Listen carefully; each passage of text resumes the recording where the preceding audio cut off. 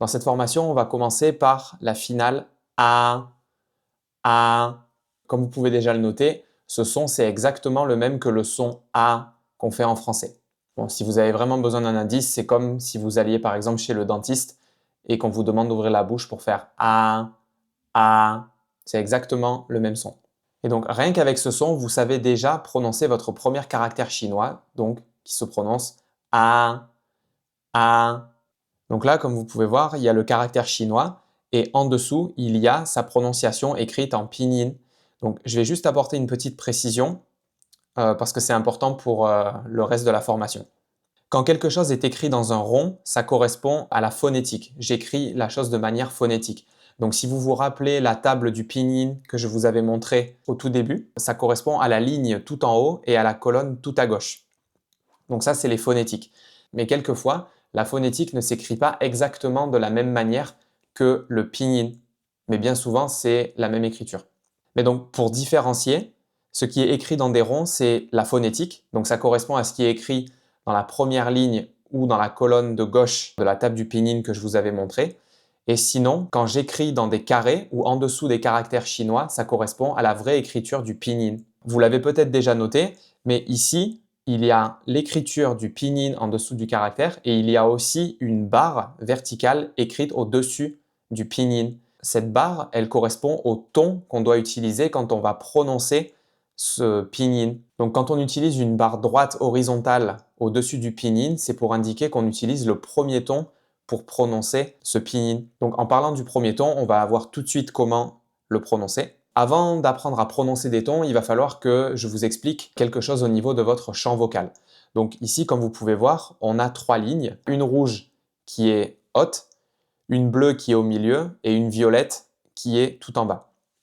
Donc en fait, ça correspond aux limites de votre champ vocal. C'est-à-dire qu'en rouge, en haut, c'est votre limite haute, en bleu, c'est un peu plus bas, et en violet, c'est encore plus bas. Ce qu'il faut déjà comprendre, c'est que le champ vocal, c'est propre à une personne. C'est-à-dire que moi, j'ai un certain champ vocal et vous, vous avez aussi votre propre champ vocal. Et pour bien prononcer les tons, il va d'abord falloir que vous trouviez vos limites en fait dans vos champs vocaux. Donc le premier ton, c'est un ton qui est plat, monotone, donc il n'y a pas de variation et qui est plutôt haut, mais pas haut dans le sens aigu. C'est haut dans votre champ, dans votre propre champ vocal. Par exemple, moi, si je veux trouver ma limite haute dans mon champ vocal, eh bien voilà, c'est exactement ça en fait. C'est-à-dire quand j'ai fait c'est exactement ça ma limite haute. Je ne vais pas exagérer dans les aigus, je ne vais pas dire c'est. Là ici, je sens que j'exagère et que je vais dans les aigus. Ce n'est pas ma limite haute naturelle du champ vocal. Donc essayez de faire cet exercice pour vous entraîner à trouver votre limite haute de votre champ vocal. Donc une fois que vous l'avez trouvé, vous êtes complètement en mesure de prononcer le premier ton de manière correcte. Comme la flèche jaune vient de l'indiquer, c'est un ton qui est à la limite haute de votre champ vocal et qui est monotone. Donc par exemple, quand vous allez prononcer le pinyin qu'on a vu juste avant, c'est A, A, A.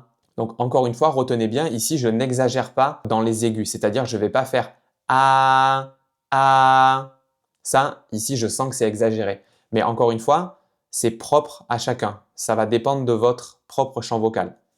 Par exemple, des personnes qui ont la voix plus grave que moi de base, ils vont avoir tendance à être plus vers A, A.